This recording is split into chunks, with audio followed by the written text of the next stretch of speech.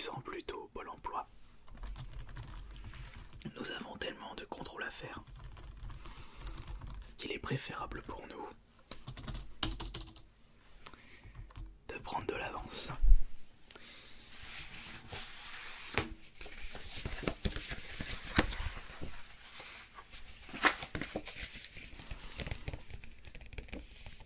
Comme vous le savez, nous avons même dû laisser plusieurs messages sur votre téléphone et en email.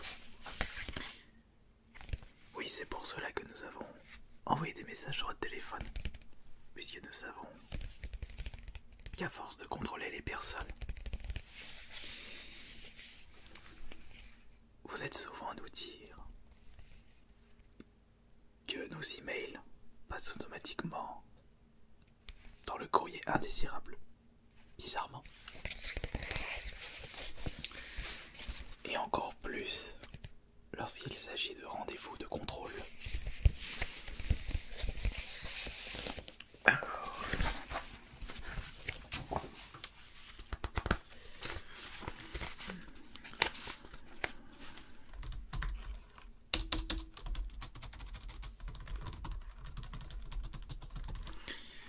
je vois que sur votre dossier,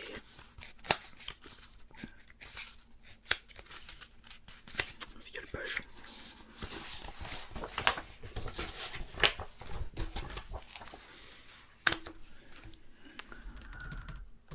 Ouais, je vois que sur votre dossier, vous touchez les aides de retour à l'emploi depuis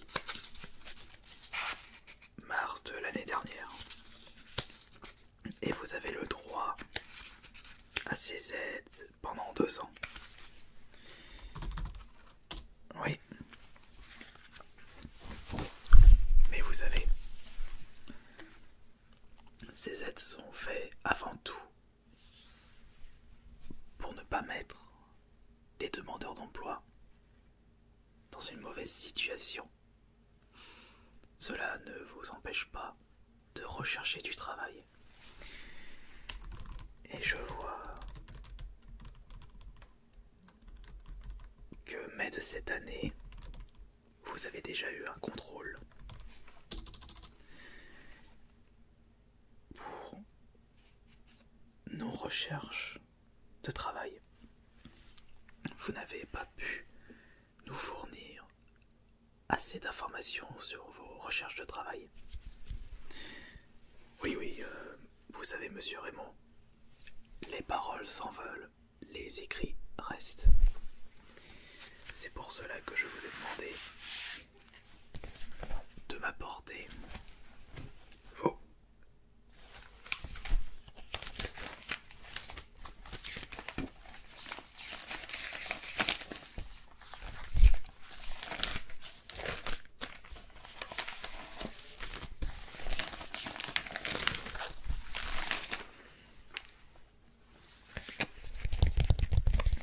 votre dossier personnel est vide. Qu'avez-vous à répondre à cela? Oui, mais vous avez envoyé des emails. Vous aurez pu les imprimer. Non, je ne veux pas avoir votre téléphone portable.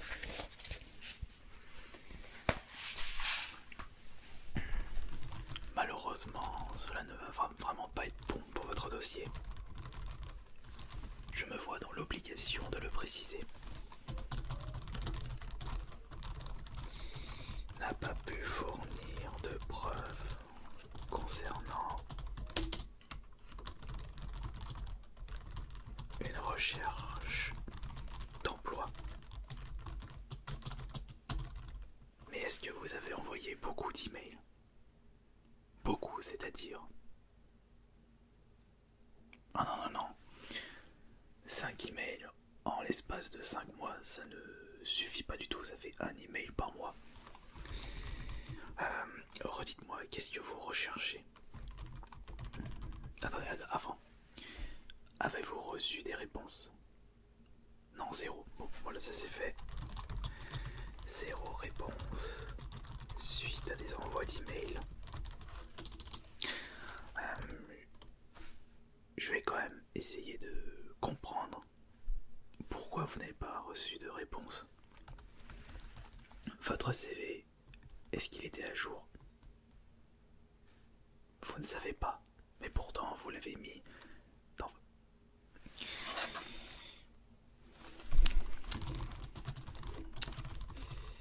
N'a pas précisé de CV en pièce jointe. C'est de même pour la lettre de motivation.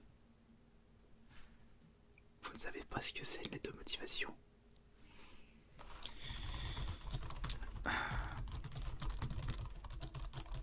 Faites voir votre dossier.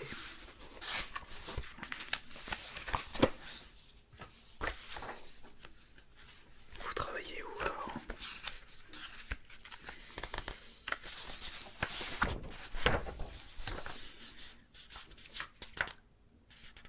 Avant de toucher les aides de retour à l'emploi, vous travaillez dans une entreprise familiale,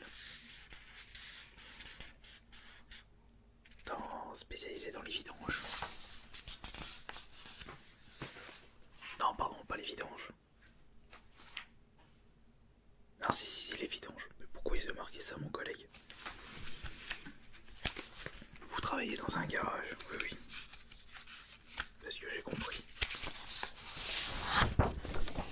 Et maintenant, je comprends pourquoi vous ne savez pas ce que c'est qu'une lettre de CV.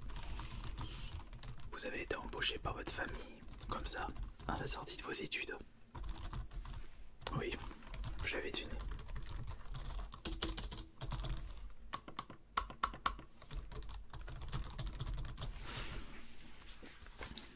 Et vous avez travaillé...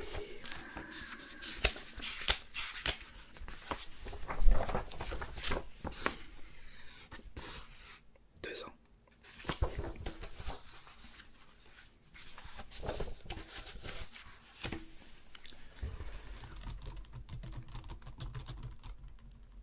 Et dites-moi, vous avez envoyé vos emails de recherche de travail dans quelle entreprise? Non, c'est du Jérapia, ce que vous me dites, ça me dit rien du tout. Dites-moi plutôt vos conditions de recherche, ça va être plus simple pour moi.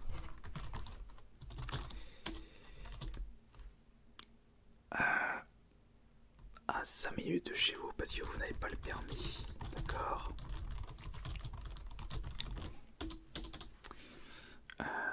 Un métier non physique, mais pourtant vous travaillez dans un garage, c'est tout de même physique. Ah, vous faisiez rien dans un garage, mais vous n'avez même pas envoyé d'email dans d'autres garages par rapport à ce que vous avez fait. Vous ne savez rien faire.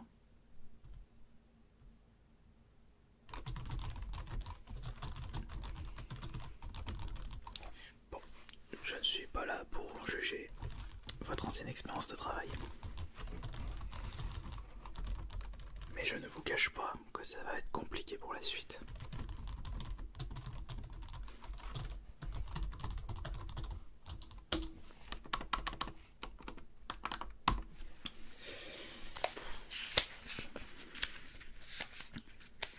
Bon, malheureusement, au vu du peu de recherche que vous avez pu faire, vous allez recevoir prochainement un deuxième blâme. Et vous allez être radié pendant quelques jours. Faites attention au troisième blâme. Vous n'aurez plus accès aux aides au retour à l'emploi, aux allocations chômage. Oui. Pas la peine de s'énerver. Je peux très bien vous mettre le troisième blâme de suite. Pour outrage. Merci de vous être calmé.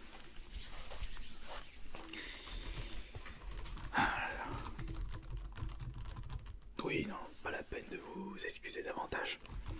Des gens comme vous, j'en ai tous les jours. Mais ce que je veux vous dire par là, c'est que la prochaine fois que vous aurez un contrôle, évitez de vous pointer avec un dossier vide. Ça va vraiment pas le faire.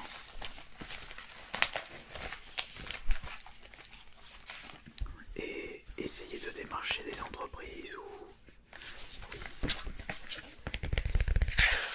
vous pouvez faire ça aussi. Vous pouvez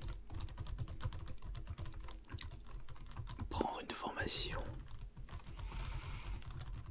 dans un garage et cela aboutira à un stage et pourquoi pas un futur CDD et CDI.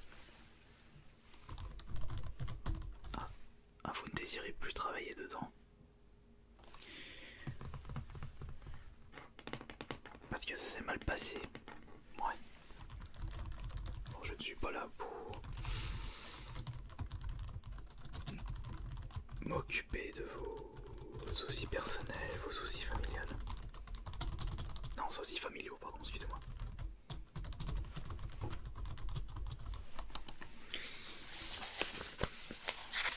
Ah là là là là, quelle histoire, quelle histoire.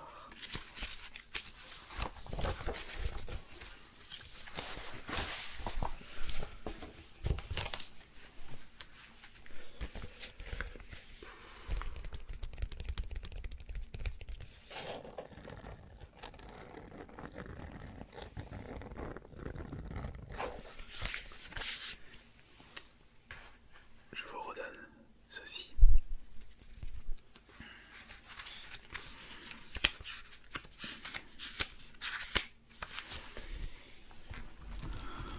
Et c'est ainsi que l'entretien se termine avec monsieur Raymond André. Cela a abouti à un deuxième blâme.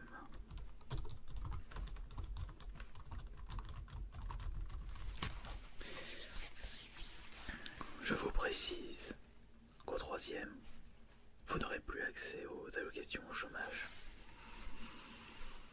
Il va falloir vraiment vous sortir les doigts de votre derrière. Et ne vous apitoyez pas sur votre sort, ça va pas arranger les choses.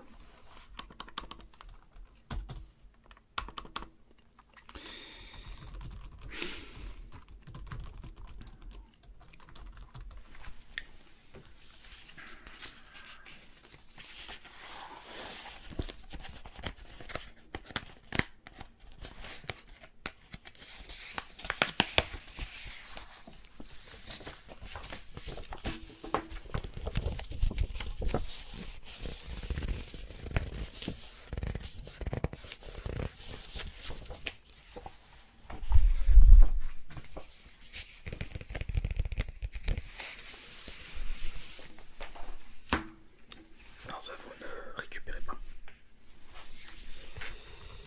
Et il est 6h12. Bon bah c'est bon monsieur André Raymond, vous pouvez sortir d'ici. Et n'oubliez pas, plus de faux pas, plus de fainéantise. Pensez à votre avenir. Et essayez de trouver un métier qui vous conviendra. Et si vous n'arrivez toujours pas, prenez le premier métier qu'on vous tend.